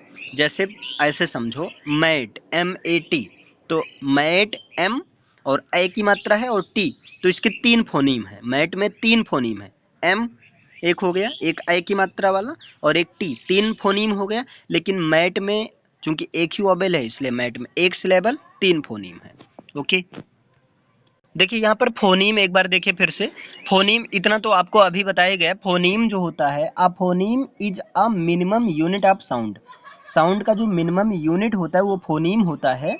To show a phoneme we write the sounds within the slanty line, मतलब फोनीम को रिप्रेजेंट दिखाने के लिए हम उस साउंड को एक स्लैंटी लाइन या स्लैशेस के बीच लिख देते हैं, तो बन जाता है फोनीम, बन जाता है, ठीक है। अब जैसे यहाँ पर देखिए नोट में, if we add aspiration H to some phoneme, अगर किसी फोनीम में हम एच को ऐड कर देते हैं, जैसे के पी टी में इन सब में एच ऐड कर देते हैं, तो जो बनता है उसे एलोफोन कहते हैं। जैसे एग्जांपल है TH। अब phoneme is a set of allophones, जो फोनीम होता है वो एलोफोन्स का सेट होता है, या इंडिविजुअल होता है, या वो अकेला होता है, ठीक। मतलब आगे देखिए, एलोफोन्स आर साउंड्स, एलोफोन एक साउंड्स होते हैं, whilst a phoneme is a set of such sounds, जबकि फोनीम्स जो होते हैं, यानी कैसे समझो, फोनीम की छोटी यूनिट होती है एलोफोन्स होती है। Allophones are usually relating similar sounds which are in mutually exclusive or complementary distribution. नहीं समझ में आया, कोई बात नहीं, सब नहीं समझना चाहिए। आगे देखो यहाँ, phoneme is a similar of family sounds which are language treats as the, अब यहाँ सीधा आप एग्जाम्पल देख लो यार, क्या बकवास मैं भी किए जा रहा हूँ। देखो यहाँ पर कहाँ गया, ये देखिए यहाँ पर P, ठीक, पेपर और स्पिल, तो पेपर और स्पिल, यहाँ P फोनीम है और यहाँ P के डिफरेंट साउंड्स हैं, ठीक है। एक जो है यहाँ जो पहले जो पेपर वाला P है उसको नॉर्मल प्रोनाउंस किया जा रहा है, पेपर, ठीक। लेकिन जो स्पिल वाला P है, यहाँ पर P को जो है एक मतलब P को नॉर्मल बोला जा रहा है, लेकिन यहाँ पेपर में P के साथ पुफ आ रहा है, क्या है, कुछ भी नहीं। नहीं समझ में आया, कोई बात नहीं, रहने दो समझने के लिए। ओके, अब यहाँ पर देखिए फोनेटिक ट्रांसक्रिप्शन क्या होता है। Phonetic transcription also known as phonetic script और फोनेटिक नोटेशन और फोनेटिक सिंबल। फोनेटिक ट्रांसक्रिप्शन को फोनेटिक स्क्रिप्ट या फोनेटिक नोटेशन भी कहते हैं। Is visual representation of speech sounds और फोन्स, ये स्पीच साउंड या फोन्स का जो है विजुअल रिप्रेजेंटेशन होता है। सिंबल्स की हेल्प से जब स्पीच साउंड्स को विजुअल रूप से रिप्रेजेंटेशन करते हो तो उसे फोनेटिक ट्रांसक्रिप्शन कहते हैं। जैसे देखिए, most common type of a phonetic transcription uses a phonetic alphabet such as the international phonetic alphabet, यानी कि फोनेटिक ट्रांसक्रिप्शन में जो मोस्ट कॉमन टाइप है वो है फोनेटिक अल्फ़ाबेट में international phonetic alphabet. A phonetic symbol represents a distinct unit of sound, जो phonetic symbol होता है वो साउंड की एक डिस्टिंक्ट यूनिट को रिप्रेजेंट करती है, क्लियर है? Phonetic transcriptions are always shown enclosed within slanty bars. देखिए फोनेटिक ट्रांसक्रिप्शंस को जो है एक स्लैंटी लाइन या स्लैंटी बार के में रिप्रेजेंट किया जाता है, उसमें रखा जाता है। जैसे यहाँ पर देखो एग्जाम्पल के रूप में इंग्लिश वर्ड जज is phonetically transcribed D Z. अब जज, जज में दो जा आ रहा है तो जा का सिंबल होता है D Z, where sound represented by D Z. अब यहाँ पर साउंड डी जेड है और यहाँ पर जो जज चूंकि आ का बहुत जल्दी साउंड आ रहा है तो ये उल्टा भी वाला। अब यहाँ कुछ फोनेटिक ट्रांसक्रिप्शन दिया गया है, जैसे यू, तो या का सिंबल होता है जे के तरीके होता है और यहाँ पर यू, ठीक, एक ऊ मतलब बड़ा ऊ वाला साउंड आ रहा है तो यू विसर्ग है। डैट, यहाँ पर डैट ऐसा नहीं होगा, ये त्रिशूल वाला, ठीक है। उसके बाद ये यहाँ थोड़ा सा मिस्टेक है, इससे मत समझिए, इसको मैं अलग से बता दूंगा, ओके।